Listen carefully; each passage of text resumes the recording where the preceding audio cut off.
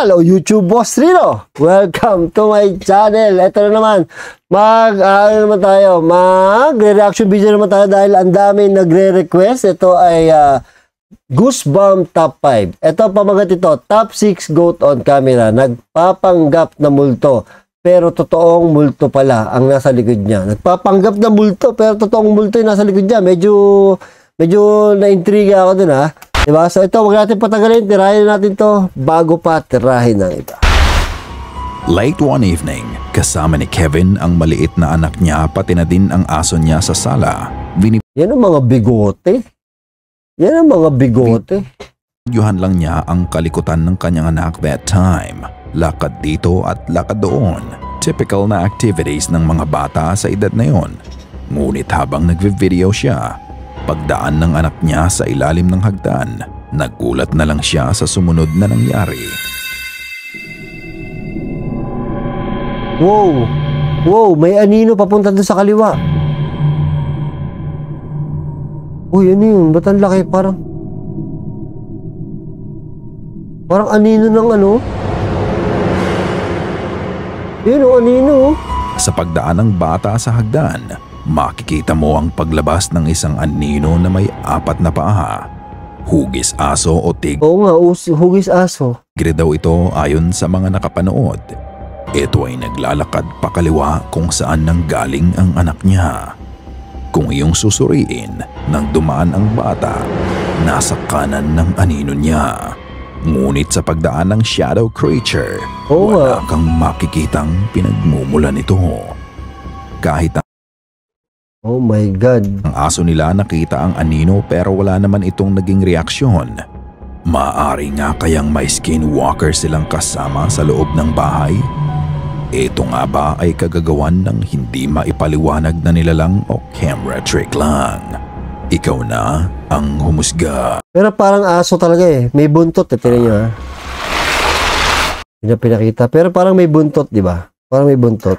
The Wall. The Wall. Noong June 6, Uy, 2023, sementeryo ba to? dinalaw ni Cozy ang puntod ng kanyang lola. Nagsama siya ng ilang tao para sana ayusin ang nasirang puntod.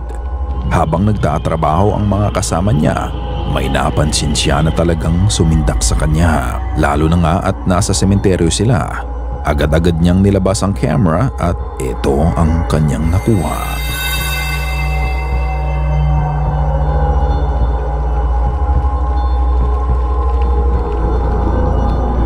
Uy, may nakasilip pa. Ayop din, nagulat ako. Mabilis lang ang video, pero nang i-zoom in niya ang camera sa ilalim ng bahagi ng pader, sa butas nito makikita mo ang isang mukha na nakasilip sa kanila. Grabe naman yun. Nakakatakot ang tingin nito na tila pinagmamasdan lang ang bawat kilos at galaw nila. Unfortunately, mabilis na nakat ang video nang dumaan ang isa sa kasama niya. Ang sabi ng ibang nagko-comment sa video niya, may mga kaso daw na may mga pamilya na naninirahan ng walang pahintulot sa ibang mausoleo. Baka nga tao lang, ano? Ganito din nga ba ang kaso ng nakita niya? Ang susunod na video na to. Pero ano eh, parang maputla eh, oh. Tingnan nyo, kita nyo ba? Ayun oh, parang maputla, oh. Ba ang kaso ng nakita niya? Ang susunod na video na to ay kuha naman ng CCTV sa sementeryo sa Vietnam. Puro sementeryo ah. Kita mo ang 3 magkakasama na angkas ng motor. Sila ay bahagyang napahinto sa harapan ng isang puntod. Chinek lang ng nagmamaneho ang direksyon na pupuntahan nila. Ngunit ang hindi nila alam, meron na palang nakasunod sa kanila. Patay kayo.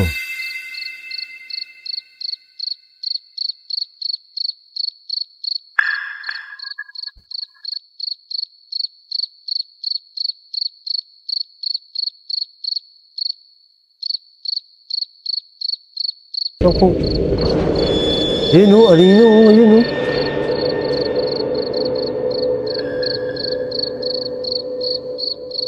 Oh my God. Nakita nyo? Meron na. Sa likod nila, biglang lumabas ang transparent figure ng isang lalaki ang naglalakad patungo sa kanila. Ayun o. Hindi din napansin ng magkakasama ang figura na to at mabuti na lang din at agad na pinaandar ng nagmamaneho ang motor na sinasakyan nila.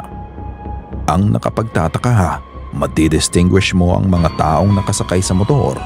Buo ang rehistro ng katawan nila sa camera, hindi katulad ng figurang nakasunod sa kanila. Ito nga ba ay kaluluwa ng taong nakalibing sa puntod na hinintuan nila? Posible din nga kaya na sinundan sila ng kaluluwa hanggang sa pag-uwi nila. Nakaw, yan ang mahirap. Ikaw na ang humusga. Pero parang nakachinelas lang yung multo, no?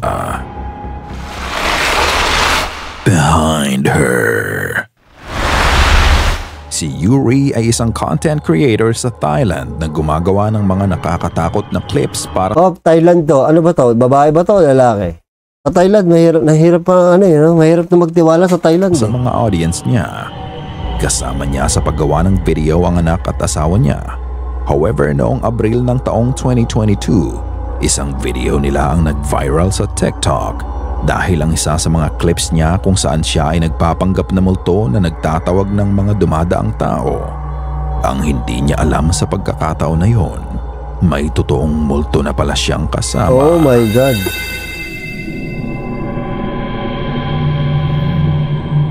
Ang kulit naman ng content nito. Wala kang mapapansin sa simula ng video, pero nang i-zoom in ng cameraman ang camera kay Yuri, sa likod niya, nagtatago sa lilim at mga dahon ng puno. Isang nakakapangilabot na imahe ang makikita. Isang matandang babae, nangingitim ang kulay ng balat nito at ito ay may malalim na mga mata. Hindi din ito gumagalaw at tila wala itong... Gago, hindi nga halata. Hindi ko talaga napansin kanina. Yun, no? Gago, creep. Kurap na nakatingin sa camera. Ito daw ay Maynak, vengeful spirit na namatay sa kanyang panganganak habang hinihintay ang asawa niyang nasa gyera. Naniniwala ba kayo na nakuna nila ang vengeful spirit na to? No? O gawa-gawa lamang? Maganda pang thumbnail to. Ang ito nila Yuri. Ikaw na ang bahalang humusga. Ang kulit ng content nila. Ganun lang yun. Multo na ba yun? Nagyayakag na gano'n. Multo na ba yun? Weird talaga pag sa Thailand eh. Under the Stairs. Ang short video na mapapanood nyo ay galing kay Keely. Mahilig siyang gumawa ng mga video tungkol sa ginagawa niya at mga alaga niyang pusa. She's not really into parang si Pau. Normal, but one time, she received a notification on her phone na merong na-detect na movement sa sala niya. Nang tignan niya ang footage, she got terrified with what she saw. Pero ito kung kayo may CCTV, katulad ko may CCTV ako na nakikita ko sa phone, tuwing titingin ako sa CCTV at may magno-notification sa akin na mayroong gumalaw sa harap ng CCTV, kinakabahan ako pag tinitingnan ko. Kasi baka ko ano makita ko. Video. Ang nakakatakot naman to.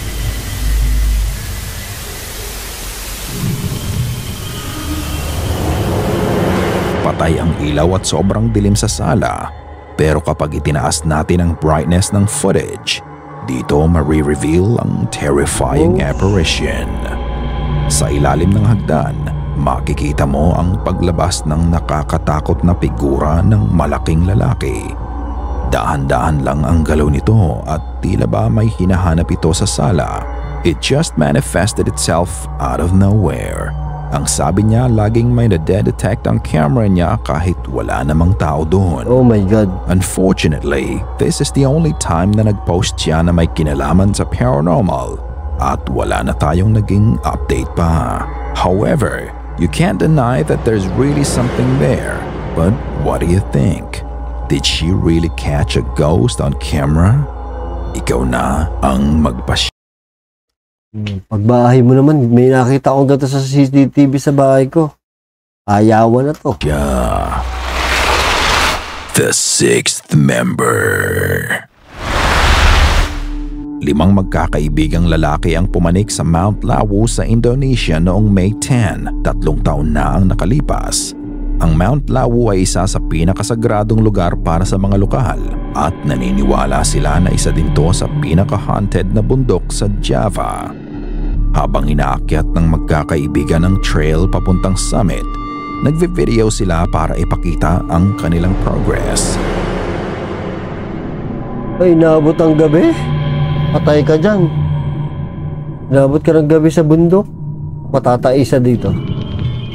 Naging maayos naman ang pagpanik nila, ngunit nang magpahinga sila sa isang bahagi ng bundok, naging uneasy na ang pakiramdam ng nag-post ng video. Ang sabi niya, pakiramdam niya na may nakasunod sa kanila. Dito nakapag-video pa siya at ito ang kanyang nakuha. Sa mga dora.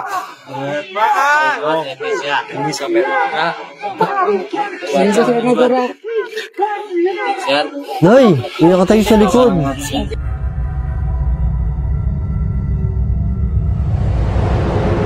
Isang bagay ang hindi maipaliwanag. Sa videong kuha niya, nadagdagan sila ng isa pang kasama. Nako po. Makikita mo silang 5 sa video, pero sino ang naka-blue sa likod nila?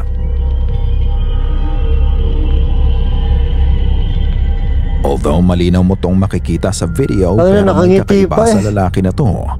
Tanging siya lang ang hindi nakasuot ng hiking gear sa grupo. Nakangiti pa. Bukod doon, nagbibigay ito ng kakaibang pakiramdam na hindi ko maipaliwanag. Sad pa nang nag-post, naging masama ang pakiramdam niya at kapansin-pansin sa video ang pamumutla niya. Sabi niya tanging siya lang ang nakakakita sa pang-anim na kasama nila.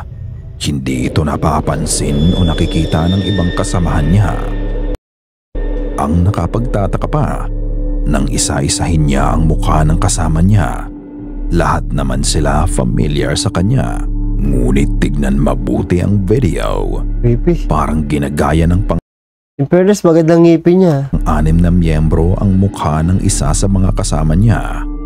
Nakita ko din ang Reddit post ng isang kaibigan niya kung saan ikinuwento niya ang Gago, nangyari parang legit to, no? nila.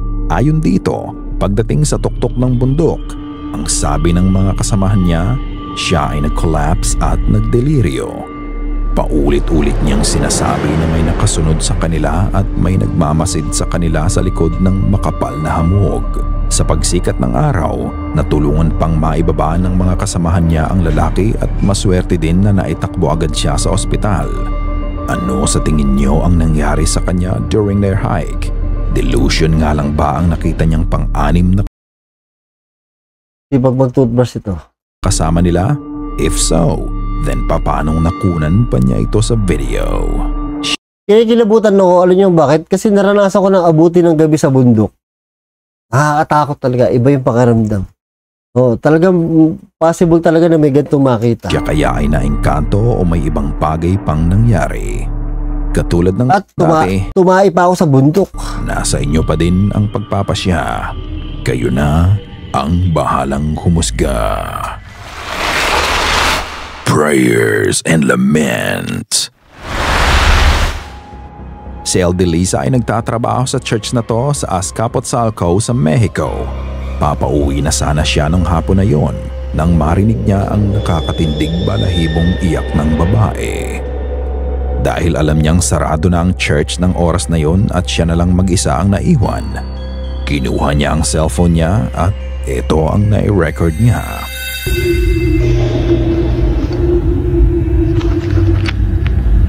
Creepy to ah.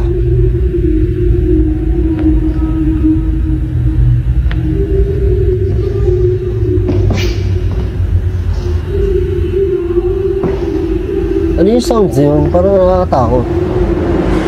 Sa loob ng simbahan, maririnig mo ang hagulgol ng isang babae. Sabi ko na may umiiyak eh. Pansin-pansin din na wala na din ibang tao sa loob nito. Ayon kay Eldelisa, pakiramdam niya ay parang nasa tabi niya lang ang umiiyak. Umuwi siya nung araw na yon, ngunit ang kakaibang iyak na narinig niya sa loob ng church ay nanatiling misteryo para sa kanya. Sino o ano kaya ang may gawa ng iyak? Sana ay kinilabutan Ba't ganun? Iba talaga, alam nyo, iba talaga pag stress. Tatakot pa rin ako. Ay, ang dilim sa labas eh. Tatambay pa ako doon kung anong mga fish ko, pakakainin ko pa. Ay, nakakatakot talaga. Ayun, thank you sa panonood at see you next video. I came from the mud. There's dirt on my head.